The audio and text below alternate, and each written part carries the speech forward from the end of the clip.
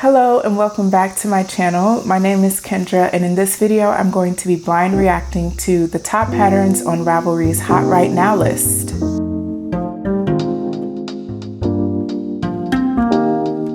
If you're not familiar with what Ravelry is, it is a website where you can do a lot of things centered around the knitting and crochet hobby. You can save a digital archive of all the yarns in your stash. You can buy patterns, publish and sell patterns. You can save patterns to your queue and favorites, save designers, projects to your favorites.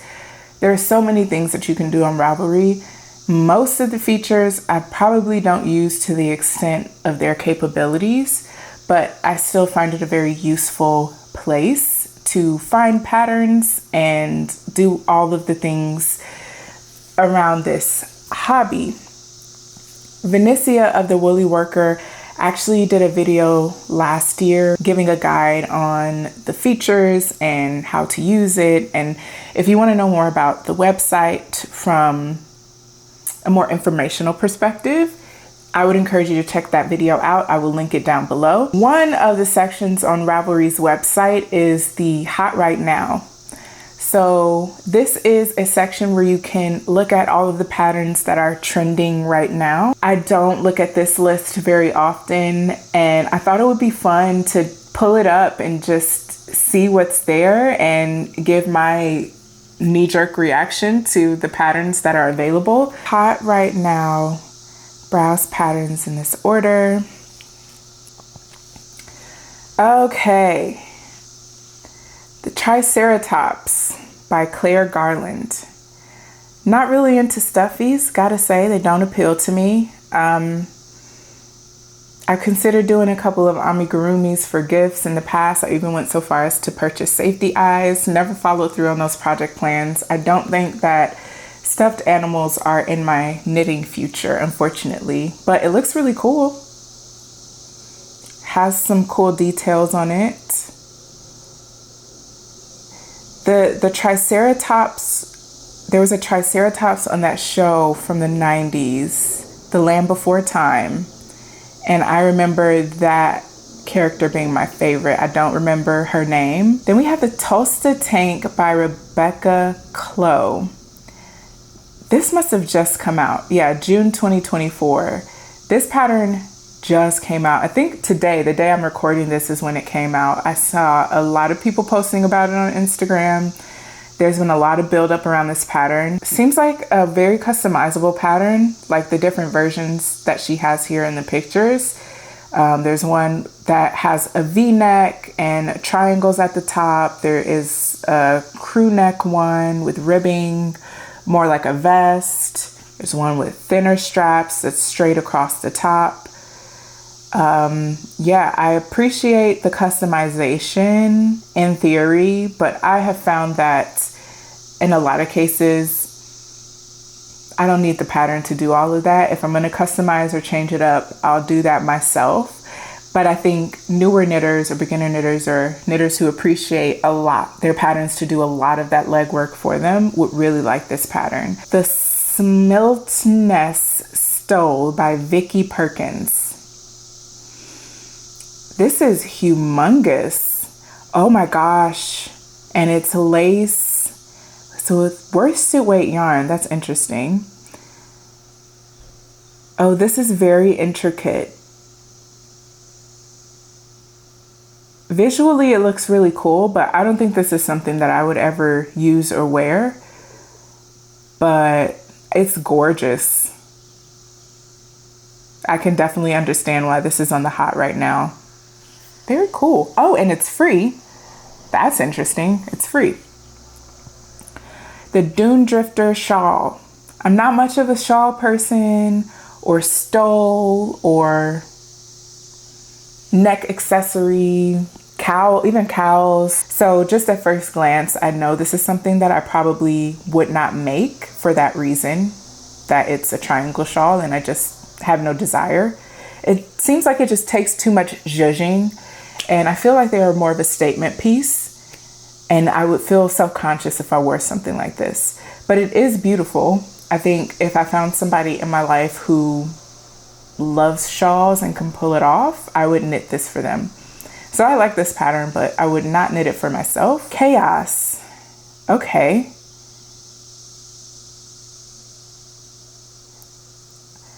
Funny story, my high school I went to, the colors were blue and gold, and the college I went to, the colors were blue and orange. So this is giving me a very visceral reaction. I'm not the target audience for a pattern like this. It looks pretty cool. It looks like it would be fun to knit, but not going to be making that one. Questionable Blends Blanket by Craft Me Happy. This looks really cool. I have absolutely no desire to knit a blanket though, so I don't think this is in my future project plans, but the visual effect of the knitting is really interesting. And I think this would be a really fun project to make, especially if you have yarns that you can sort of fade in and out in the way that the sample is. Very cool. It's a wrap time. So a lot of shawls and wraps on this hot right now list, which is interesting because it's summer. I don't know, is it technically summer? I don't know when the first day of summer is, but we're a week and a half into June. The last thing I want is a wool shawl to drape over my shoulders. I guess in the cooler summer evenings, it would be practical to have a piece like this, but in general, again, I'm not really interested in knitting shawls or wraps, but I think this texture looks really cool. And it's one of those things that I think would be fun to knit, but I would not make it for myself or wear it. And we have Albina by Caitlin Hunter. So this seems to be a really basic drop shoulder piece. I see a lot of drop shoulders. I love drop shoulders. But for something like this, I would probably just knit a drop shoulder that I already have in my library and incorporate stripes into that pattern. I think that would be an easy modification to make. But if I never knit a drop shoulder, never owned a drop shoulder pattern, then I would buy this. I would definitely wear something like this. Some days are diamond shawls. Another shawl, cool texture, not interested in shawls. Okay, we have Freestyle Shirt by Suzanne Mueller. This is interesting. This looks like a basic stockinette raglan style sweater. I like these raglan details. I don't know if these are eyelets at the raglan, but it looks very neat and intentional. And I like this, maybe it's a chain stitch around the edge of the collar to sort of give that definition. I really like the details on this piece. Looks like you have some folded stockinette hems at the sleeves and the body. This is cool. Yeah, I like this piece. I would definitely buy and wear something like this. Okay, we have the Sabai top by Suzanne Mueller, another design by Suzanne Mueller. This looks like a really basic piece. I love how it's styled here under a blazer. I don't know where I stand on blazers. I used to be big on blazers, but over the last few years, I've kind of phased them out of my wardrobe. I don't know. Something about blazers feels stuffy and professional. It seems like shaping wise, it's very simple. It has a bit of a boat neck, which I'm 80% sure I'm not a boat neck person, but I will not totally rule it out. And yeah, this is a pattern I would probably buy and give a try, but certainly not on the top of my list because that boat neck is just not doing it for me. Fontana socks. Okay, so knee-high socks, immediately hard pass. I like the cables, but I do not see myself ever knitting knee-high socks. So it looks pretty cool, but not for me. Of course, it was a matter of time before we got to the Ranunculus by Midori Hirose, an ever popular pattern. Let me see. It has almost 24,000 projects on Ravelry. Insane to me how crazy popular this pattern is. And I gotta say, I don't like it. I don't like it. I just don't like lace yokes, I think is really what it comes down to. Yeah. I just really don't like it. I don't like it. I wouldn't wear it. I would not make it. We have the Midnight Shrug by Ellis Tang. Okay. No, not a fan. We have the Link Mitts by Natasha Hornby. I think, yeah, I remember her posting about these and they're free. I don't think I'm much for fingerless mitts. I have made a pair now and I do wear them, but I don't really love the texture on these either. Chosen Family Cowl. Oh, interesting. This looks like it would be really fun to knit. It looks like it has some 2-color brioche and some knit pearl texture and the alternating colors. This looks like it would be a very engaging knit, but again, not much for cowls. So I probably wouldn't make it for myself, but potentially for a gift. And the Ravine hat by Mackenzie Alvarez. Very cool, very cool. I love a fitted cap. I don't know that I love this cable texture pattern. So I probably would not make this piece, but I would make something with a similar silhouette if the texture was a little bit different. And the Dune Drifter, this looks to be knit sideways from side to side. I can see that the stockinette stitches are horizontal.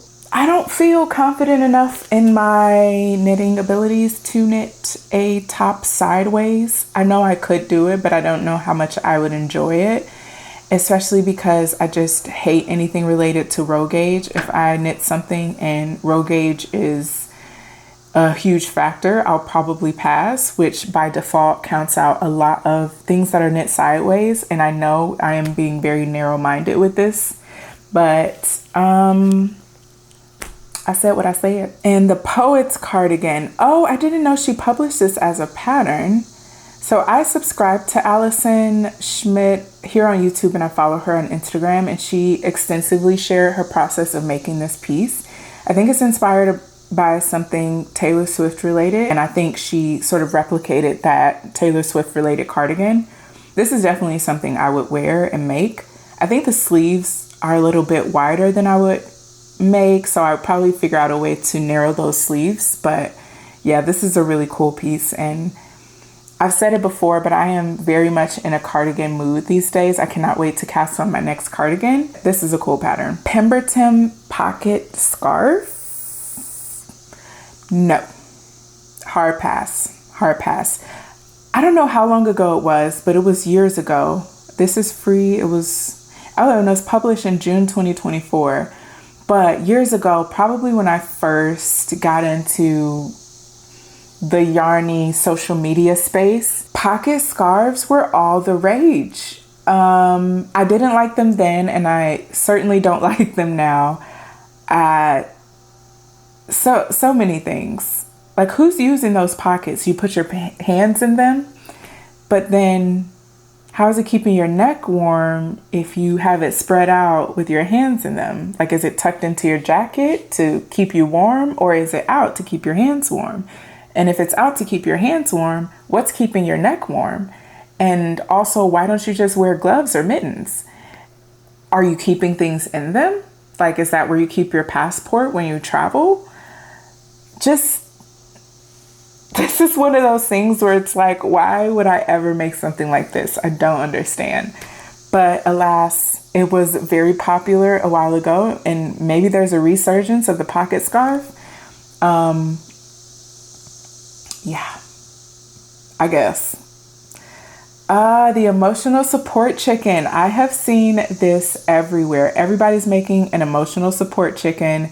This is one of those things where I feel like every few months there's a pattern that comes out, or a pattern that gets rediscovered that has been out for a while, and people are just like, oh, we're all making this thing, and it's just takes the knitting world by storm. And it is definitely this pattern these days, the emotional support chicken.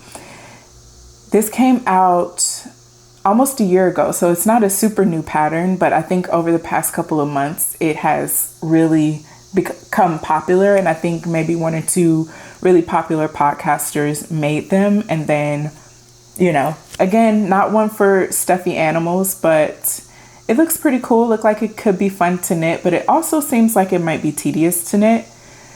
So yeah, hard pass. Never gonna make that. Riley by Marcella Chang Knits. Another wrap. Lovely, but I'm not interested in making it. Rising Triangle by Scott Rohr. Okay, another scarf wrap, so I'm passing on principle. And the yarn is also not something that I would pick. Just pretty much everything about that is not for me. Racy shawl, another shawl, pass. Sleep Tight Little Bear cow, crochet alone. So this is, I think, the first crochet pattern we've come across on the hot right now. Crochet doesn't get the shine that I think it deserves. Granted, I'm not into crochet garments, but blankets and homewares, love a good crochet piece in those contexts. So I'm glad at least one pattern we've come across has been crochet. That said, I have no interest in making this. It seems really tedious. I don't like color work in pretty much any context, and this is no exception. So it looks really cool, and I would love if somebody made it for me. Well, not me. If I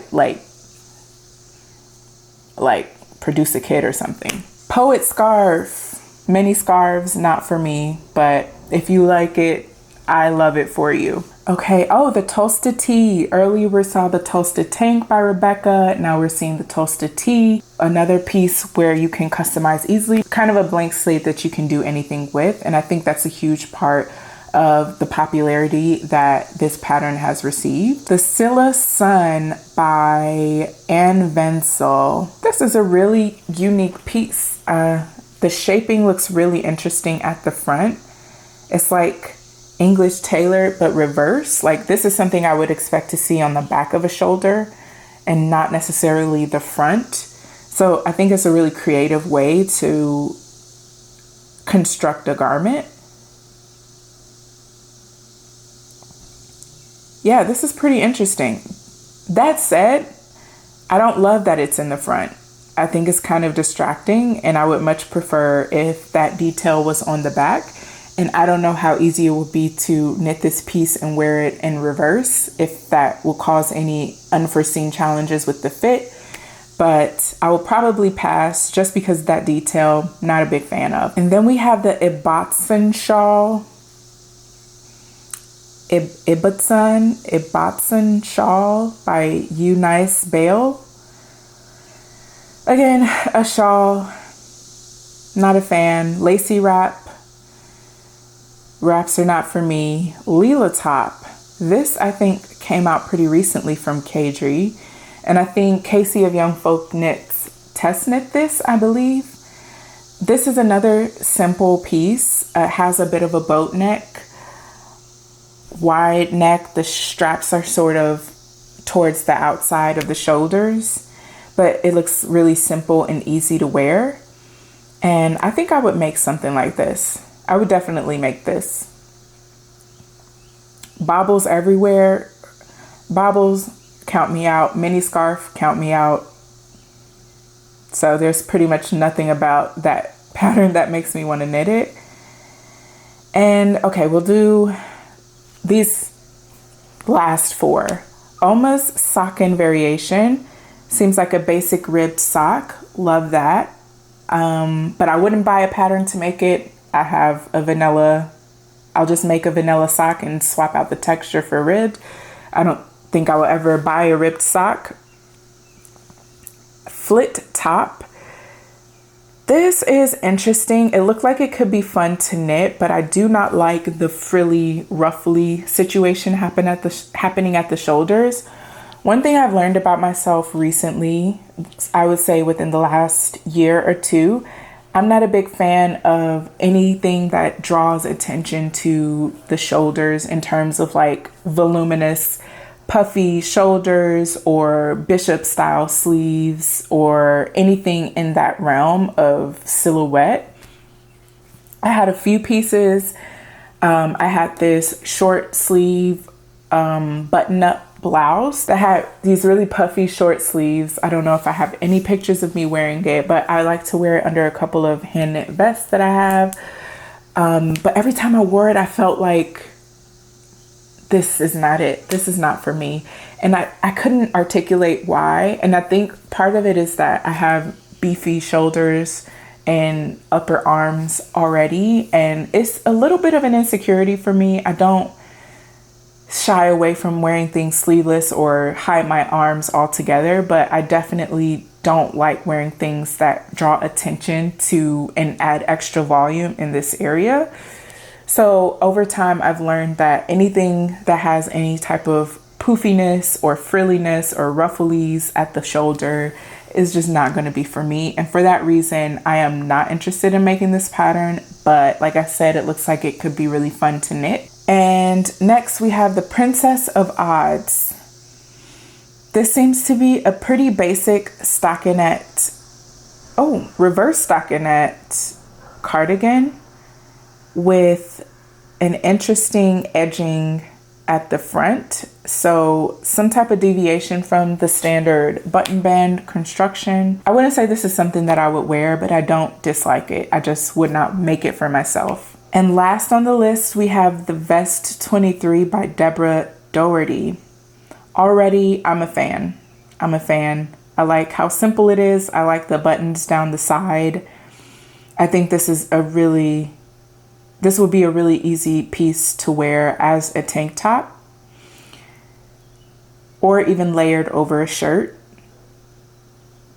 But I'm still trying to figure out my relationship with vests because I don't know that I found the perfect vest formula for me. So yeah, I like this piece in theory, but I don't know if I'll ever make it because I just don't know if I'm a vest person. I desperately want to be a vest person, but we can't always get what we want. That's it. I don't know how many patterns we just went through, but I hope you enjoyed me blind reacting to these Ravelry patterns. One thing I forgot to call out at the beginning of the video is that I have my Ravelry preset to filter out any designs by Petite Knit and My Favorite Things Knitwear, and I believe Andrea Mowry, only because in my experience, any new releases from these designers or any releases in general, if you're doing a filtered search based on hot right now or most popular patterns, those three designers are going to drown out the first several pages of results.